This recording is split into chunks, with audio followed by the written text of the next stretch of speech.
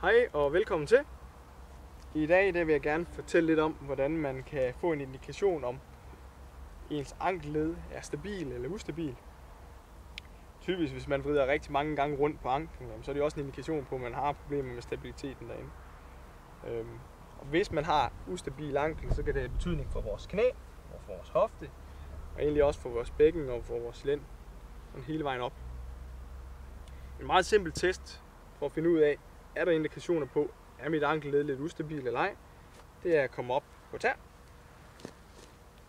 Og det man så kigger efter, eller tester, det er, kan man komme op og er lige op, uden at man falder ud på foden, eller falder ind på foden.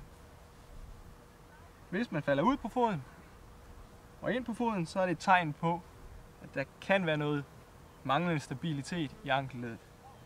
Så vil det ofte være en god idé at prøve at lave noget stabilitetstræning til anklen. Det kan være træne på et vippebræt, det kan være lave nogle øvelser, hvor man skal stå på et ben. Der er mange forskellige muligheder. Det vil jeg fortælle lidt om i nogle andre videoer. Man kan også lige komme op i sådan en forskudt position. Teste sådan lidt mere forskudt, for at se, er der problemer herude. Der er en lille smule usikkerhed, men nu står vi jo heller ikke på så godt underlag her.